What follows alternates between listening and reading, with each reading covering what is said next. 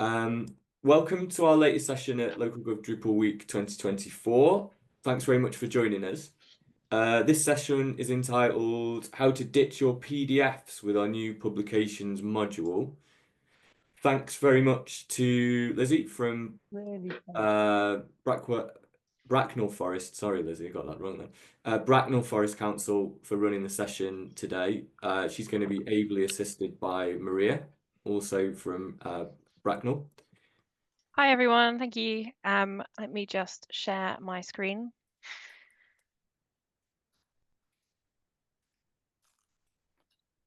Okay, I'm hoping everyone can see the PowerPoint now. Thank you for joining us today. There's a lot of people in the room, which is not at all scary. We're going to be looking at how we are trying to ditch PDFs with the publications module at Bracknell Forest. This is very much from a content perspective, not a technical one. If you have any technical questions, I'm sure if you put them in the chat, someone may be able to direct you in the right way. So what's the first thing you think of when you hear, I have a PDF that needs to go on the website? For anyone not able to see, the image on the slide is of a woman with her head in her hands, sat in front of a computer. This is a feeling that I can definitely relate to at times when it comes to PDFs. If you're a content person in local government, you might have felt this way too. We all kind of love to hate on PDFs. Okay, so what are some of the problems with PDFs? Well, they have a tendency to be out of date very quickly. They generally have accessibility issues that it's somehow on the content team to fix. And they offer a poor user experience, especially on a mobile device, which, as we know, the majority of our traffic for the websites comes from a mobile device. With that in mind, PDFs are something many of us want to avoid having to deal with. But it's never that easy, is it? Service teams seem to love them.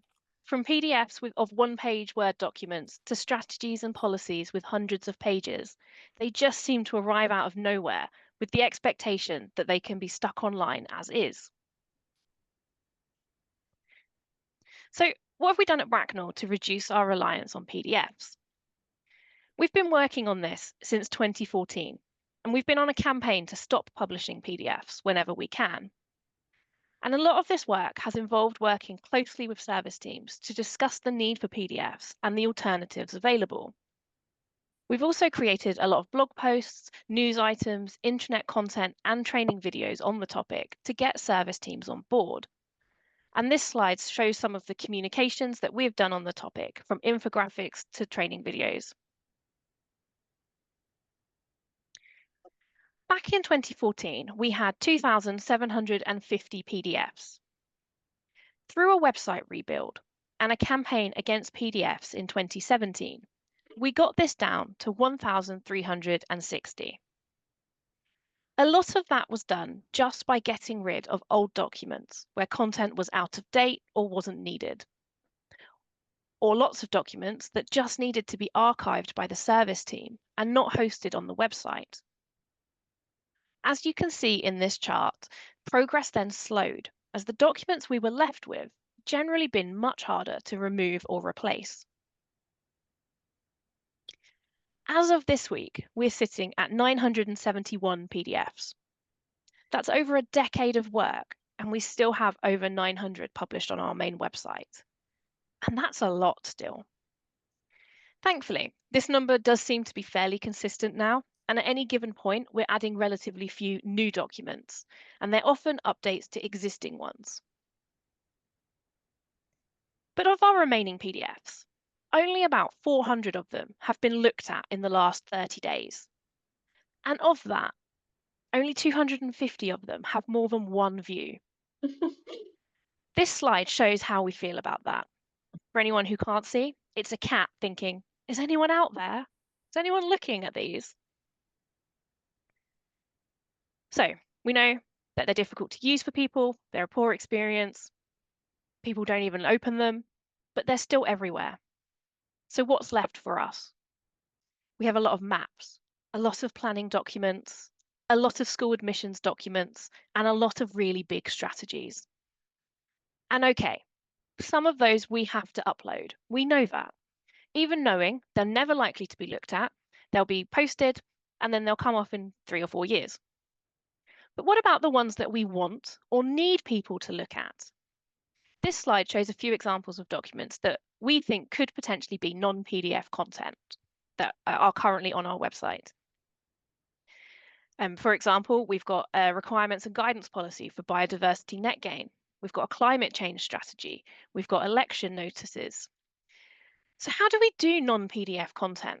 So how do we take these and what do we do instead? Before we got publications, we had some options. We put content onto a basic page, often by using accordions or other functionality. We'd also use the guide page template, which if you're in use local gov Drupal, you'll know has a next and previous option, which allows you to kind of navigate through. We also use sub-site overview pages for more designed items, especially if a document was short enough to do it without too much hassle. But for longer documents, this never gave customers a great experience. Enter us seeing the Hammersmith and Fulham Council plan using HTML publications. Unfortunately for us, this landed just after we'd done our own council plan as a sub-site, but the inspiration was there. We wanted publications. So our first publication. We worked with WebCurl to get some of the bugs out, and we launched our first publication in April of this year. And now, whilst the co-production framework might not be the most used publication or the most obvious one to start with, it came to us at the right time and from a team who were happy to work with us. And if you're looking for somewhere to start with this, you want to find a team that wants to work with you and is happy to take the time to make this function. It makes all the difference when you have that support. It was fairly slow getting it ready to launch, but since then, we've really sped up on building these out. Here are a couple more examples of publications that we have live. We have a simple one-page publication for our proposition statement, and we have a complex multi-page publication for our council plan overview report.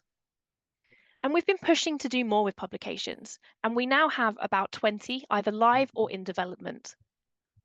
And I'll be upfront about this. It is not a quick fix for PDFs. However, it gives us the flexibility to provide an offer to services beyond them just thinking, oh, PDF it and put it online.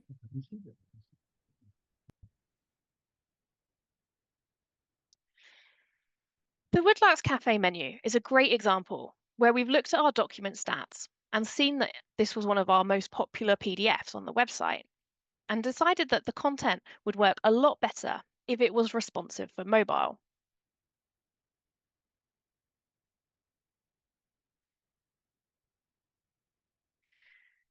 So we ditched the PDF and created this as a single publication page. You can see on the video that on a mobile, we have a closed contents menu that a user can then choose to open. When expanded, this then offers the full content menu and allows a customer to navigate down a page. For us, the Woodlarks Cafe is in the middle of a forest, so it made a lot of sense to not force customers to use their data to download a PDF, but instead to have a web page that they could load easily and navigate easily.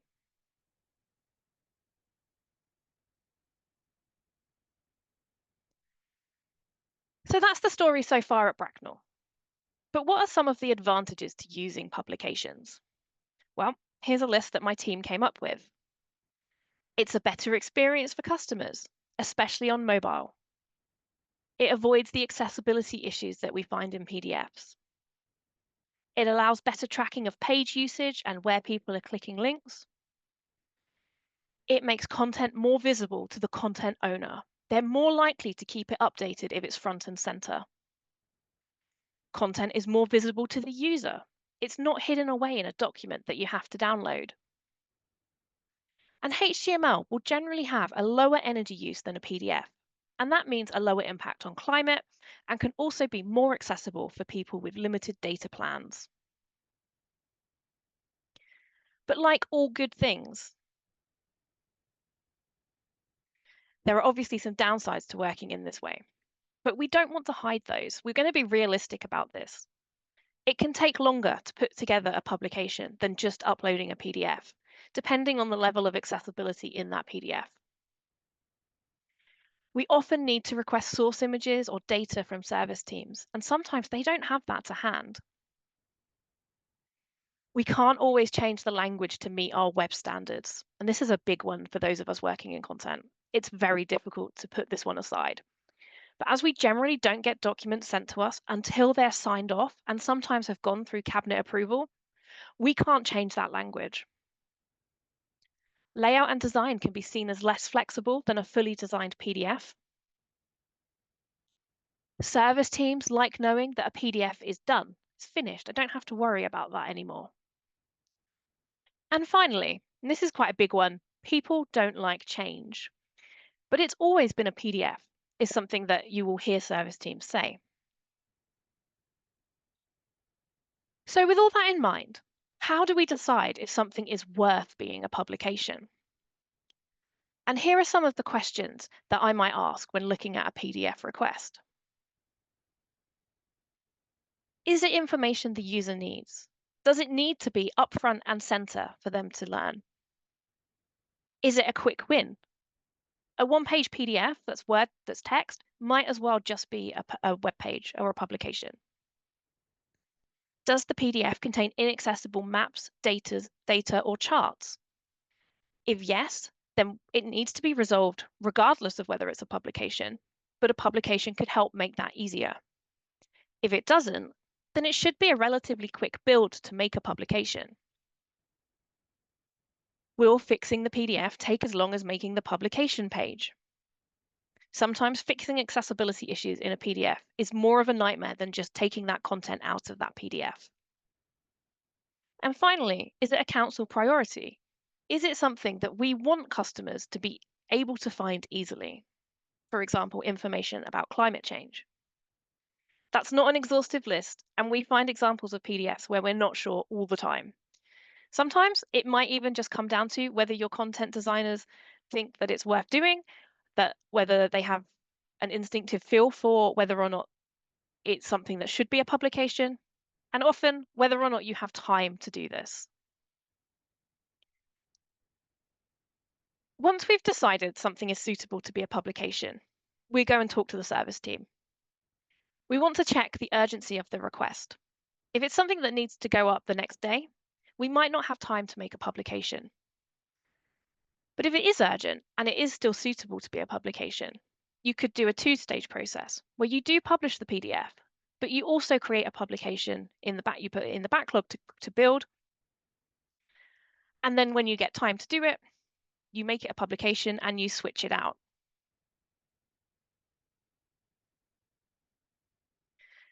A three-step process of ask, build, make it live sounds really easy, right? But there's often quite a bit of negotiation with service teams about using the publication format, especially if you do want to content design that content as well. With the backlog of PDFs on the website, we have also done this where we've found something suitable, drafted it as a publication, and then sent it to the team and said, is this okay? Haven't caused any issues yet, but your mileage may vary with that one. So, be careful about content that you suddenly change from a PDF to a HTML publication. When thinking about what to include in this presentation, I knew that we needed to show how to put together a publication.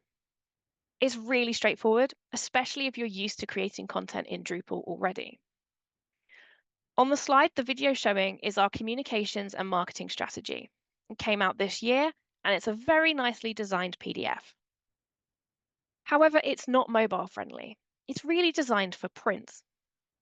We approached our comms team to see if they'd be willing to let us create this as a HTML publication. And when we tackle a designed PDF, we will ask for any elements or photographs in it to try and incorporate them into the publication to ensure that the branding that the team wants or needs is there. We'll try to get those elements ready before we start to build, as often those elements impact the layout of the content and how we want that information to display. If you have any data in your in your PDFs, for example, tables of finance figures, you'll want to get that data ready in a spreadsheet format first.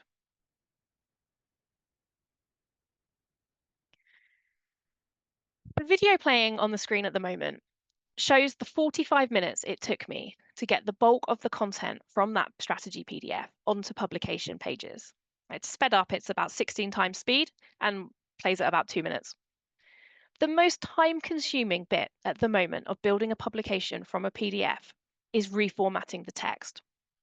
Whenever you copy and paste from a PDF, if you've done this, you know line breaks and spacing are always wrong, and you have to manually correct them.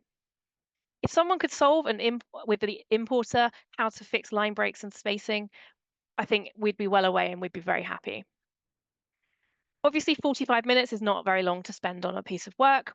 This was a rough draft, and there was lots that needed to be done afterwards to make sure it still met the need. But it should give you an idea of how you can go from a PDF to HTML pages very simply.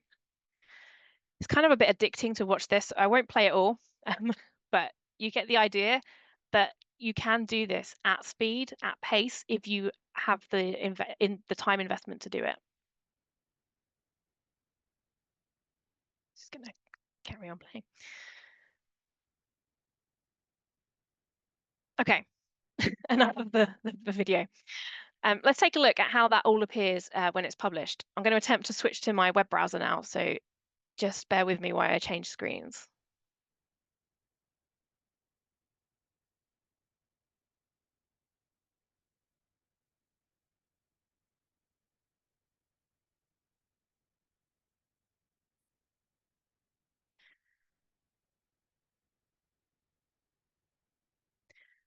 Okay, hoping everyone can now see my web browser with the communications and marketing strategy. Yep, yeah, that's it. Thank you. So here is our publication in live. We did very quickly push this to live with the support of our comms team. So thank them for that. And you can see here on the contents menu down the left-hand side, we have all the pages in this publication. And as we scroll down at the bottom, you can see we have the next previous. Ours are themed to look like our guide page navigation as well. So for consistency, you can see you just use it almost like a book. So you kind of go through the publication. You can see different design elements and layout options that we have. These will be different for each council depending on what functionality they have set up. One thing we did work with WebCurl on is to have an open-closed contents menu that on a mobile appears by default closed and on desktop appears by default open. And you can use these links to navigate through to the different parts of the publication. The team were really happy with how this came out, which is always a relief because you never know whether someone at the end of the day might say, actually, we prefer our PDF. So that was a good sign. Just gonna flip.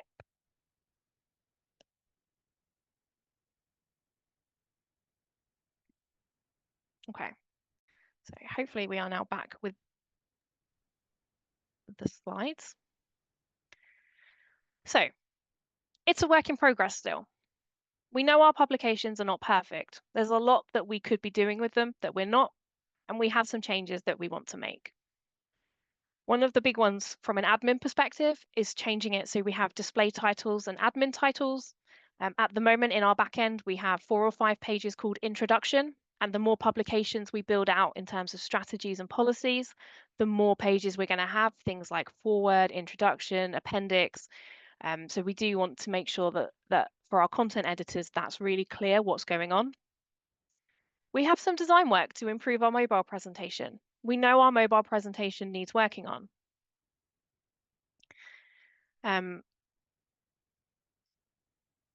We want to improve our hover focus selection. We want to make them more obvious, especially on the content menu, where at the moment it's quite hard to tell. And for multi-page publications, we want to work out how to display the contents of H2 headings on a page, as well as the rest of a navigation, without it presenting conflicts for users. At the moment, our H2 headings don't work with our regular contents menu. But like everything, it's a work in progress. And I know other councils are also working really hard to make improvements to publications. So I think this is just the beginning and we will see this develop over the next couple of years. But hopefully that gives you some idea how to get started with turning those PDFs into HTML publications. And does anyone have any questions? I haven't checked the chat, so I will end the slideshow and take any questions. There's one question in the chat which I've replied to with a question. Rachel, sorry, I didn't know what CMIS. Oh, corporate management info. Have you tried this approach on corporate management info with reports and minutes from cabinet?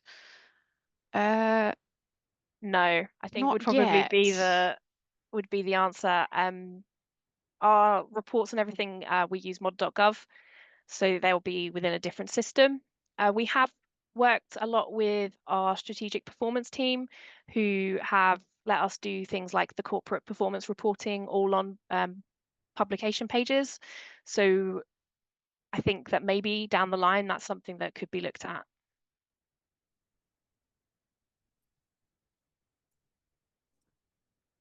Could I just ask a question, Lizzie? Yeah, of course. A really interesting presentation. I think what I wanted to ask was obviously the resource overhead for doing what you're talking about is quite great. And it puts obviously it's taking the work from those service teams and it puts it in your team.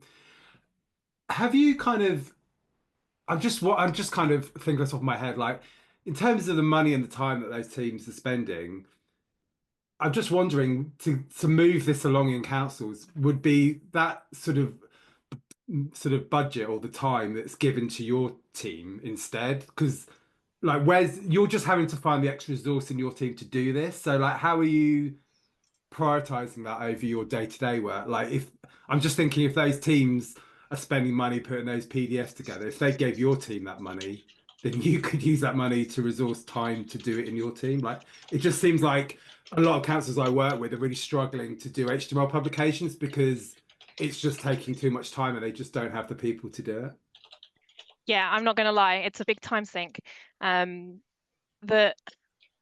We have a corporate communications team that have a graphic design element, and so they do a lot of the work in terms of PDFs for teams. We have done a lot of work to try and stop them being created in the first place. So I think if you're looking for ways to like prevent double working, I would say having those conversations with your comms team or whoever's doing your graphic design to prevent that work being done in the first place. So a lot of the teams that we work with more regularly, we know that we're probably going to turn around to them and say, no, you can't publish that as a PDF. So it's kind of it's a lot of it is about communication and communicating that message. I would love it if they'd give us some more money to do this. But I think that's unrealistic for for us, for a very small authority, a very small content team. We are in really early days of doing publications. We've been shouting about removing PDFs for years. So I think we've got a lot of background with this in our council. I think that probably doesn't answer your question. I would love it if we had more resource. Yeah, that for me is the big stumbling block. It gets deprioritized versus everything else that needs doing. So therefore it just doesn't get pushed ahead. And maybe it's just a case of doing 3 or 4 key PDFs a year and the rest just have to. And if you look at it, look at what your customers need. Customers don't need a publication of our HTML, a HTML version of our com strategy. We did that as a great example. But actually, the Woodlarks Cafe PDF, I switched to a HTML publication in about an hour. It's very simple content. So you look for those quick wins, the things that will have the most impact. Okay, great, thank you.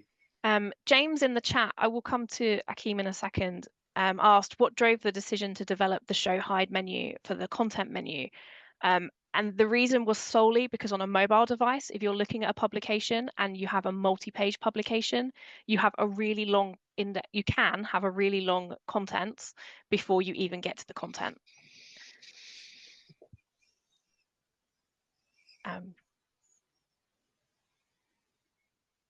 So Akeem? Yeah, hiya. Can you hear me all right, by the way? Is it clear? Yeah. Yeah, thanks for that, Lizzie. I just wanted to check, you mentioned the comms team, and I was wondering, I think this is more a question for everyone, if any content teams are closely connected with their comms teams or if they're one and the same, because I found that can be, sorry about that, message just popped up, that can sometimes be, sometimes it can be a block, sometimes it can't, but having to kind of just have things agreed with the comms team before going ahead and implementing it. So yeah, so question directly for you, Lizzie, would be, is that something you have to kind of navigate often, or is it just for PDFs, and for everyone else is comms and are there comms and content teams are one and the same or closely related, that kind of thing? Yeah, so we're two separate teams. There are definitely, like, there are always going to be tensions if you have a separate comms and marketing team to a web team, because in some respects, the things we're not necessarily trying to sell or market ourselves, our information, but those comms teams are, which I think is where making sure you do use, if you're going to make a designed PDF, a publication, that you still use those elements and you still make sure that you're using that branding.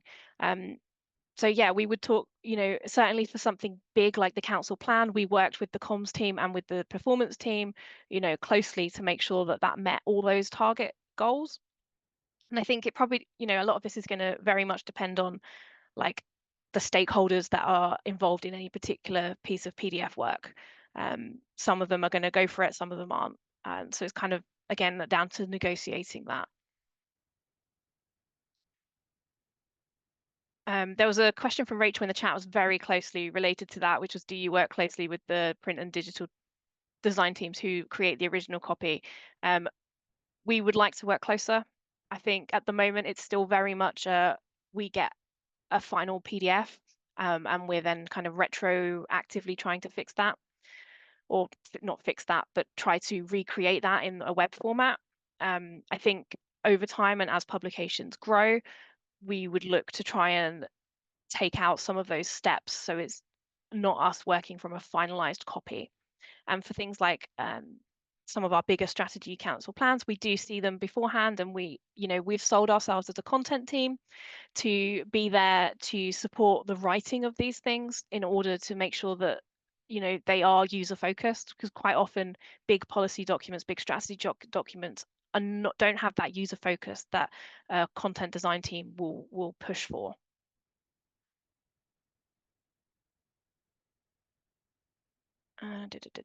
Sorry, I'm just going down the chat. Yeah, there's quite a few. I'm sorry if we missed some of them out, but there's one about this person has a 70-page A3 climate change strategy that they don't know how it's feasible to create. Are there any tools to help copy information from large PDFs into the website format? Yeah, not yet, but yeah, Justine's just replied, actually, Chicken have a prototype for copying content over, and there's another session later this week around I think it's called is it HTML importer? But we So, definitely want to do our climate strategy on publications, don't we? Some of them, if they're a priority, just might be worth it, something like that. Yeah, I think that's the thing is you're never going to have time to do everything, but there are some things that we should do if, as a council, you're prioritizing climate change and you're prioritizing your strategy, and for us it's one of our corporate priorities, then maybe it is worth doing that time investment to make sure that that content and that information is as accessible as it can be. But yeah, nothing about this is quick win. Unless you have a one-page PDF, it's not going to be a quick win, but it is a win, and it is something that we should all at least try to do. Dave's asked about large language models or generative AI to reduce the time taken, and again, there's going to be a bit more on Thursday about that. Like I said, if you could just get AI to remove all the line breaks from PDFs, that would just be great.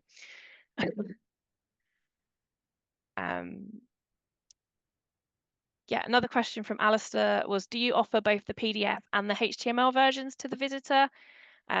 Maria's reply, but it does depend on the publication.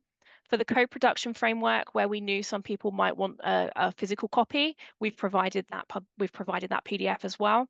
For things like the Woodlarks Cafe menu, which changes quite frequently, we have not provided a PDF version as well. And in fact, most of ours at the moment, we haven't provided the PDF copy, but there's absolutely no reason you can't provide both. Sarah.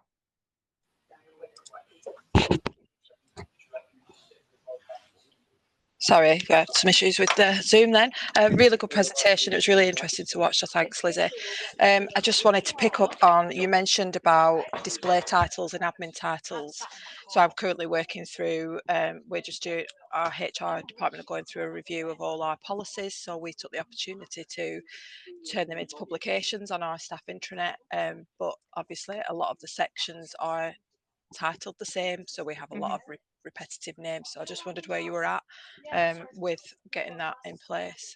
So we actually have this on every single other content type on our website, but when we added the publications module, we didn't, it's not part of local gov Drupal, it's part of our original Drupal setup. So we know it works, we just need to add it to our publications module, and I have to admit I have just not raised the ticket yet for it. Again, perhaps that's something that we can look at working with Webco on pushing back. But actually, I think it's one of those things that we've found very useful for every content type, because sometimes you want to call a page for the customer something very different to what you might have that as in the back end. And as you've probably seen, it gets very confusing from an editor perspective. Yeah, it does. I'll keep an eye on what you come up with, I think. See, but I don't know whether we could get that in place, but I'll be looking forward to that being implemented. Brilliant. Chloe. Hello. Yes, I'm the digital content design manager at Brighton Hove City Council. We've been using something similar to publications. I think it was, I might be wrong, but it's something our IT&D team created for us. I think before this functionality was available through Drupal. And it looks very similar in as much as it has the left-hand kind of navigation for going through the document. An issue that we kind of have discussed is that is a little bit of an issue. I don't know how your website navigates, but we have a left-hand navigation for general kind of content pages for people to navigate through the website. And then when they get to a PDF or a HTML page, they get taken away from the left-hand nav of the main website and get put into a left-hand nav for the document. Is that something that you've discussed, you found to be an issue, you don't find to be an issue? we don't. Well, I tell you what is an issue. We don't have any other navigate. We have top navigation and related links on the right-hand side. So, and I don't think local gov Drupal, the base install, has left-hand nav. I could be wrong about that. It could just be our templates, but we don't have a left-hand nav to worry about, which is why we like HTML publications so much, because it lets us have that left-hand navigation. But yeah, I can see. Yeah, that would be an interesting one to try and work out how to make the user experience better. Yeah, that's yeah. I don't know. Yeah, so that is an interesting problem. Yeah, I don't know if anyone else on the call has come across that. But yeah, certainly not one we've got. Yeah. Yeah, no, that I just wondered if that was how, if you had a left-hand nav on your website, you found that to be an issue. But no, thank you.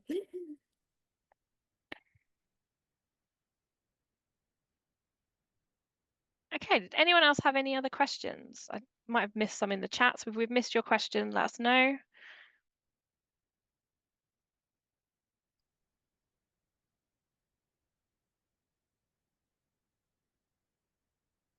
I think there was one earlier about, do you have a content editing team to do this? But I wasn't sure exactly what you meant, Jordan.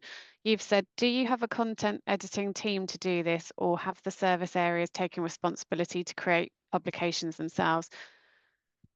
So do you mean before it gets to the PDFs they will do and they'll come to us? unless we can get to them before they create one and we say don't. But then, yes, we have a team that would then create a publication. I hope I've understood. Yeah, no, it was just it was more a query. So for our service areas, they have editor rights to the website. So I was just wondering if anybody within your council has those rights to be able to edit the content within the actual service areas, and if so, have they actually tried creating a publication themselves? No is the answer. We we don't have devolved publishing, and honestly, even with a small team, it's something that we would try to avoid. I think if you do have service areas that you know you have people who are keen and willing to try, then it's probably, it's another content type that could be available to them to do. But yeah, that would be very much dependent on your internal sort of editing policies. Yeah, I think you've covered the main issue. I think is just the resistance from the service areas to actually move away from PDFs. But it's something we need to look at. Thank you. I think we might have covered. Oh no, you jumped. Someone just put a message in the chat right as you said that. How long have we had centralized editing publishing?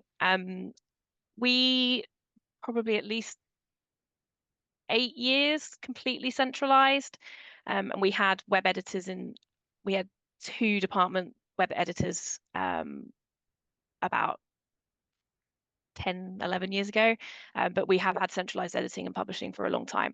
Our comms team have publishing rights for news articles, and we have publishing rights of the content team do everything else.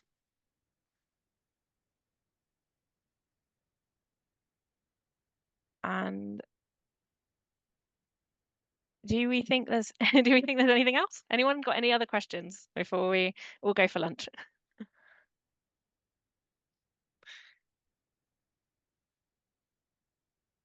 I think we might be good. I think we might be good too.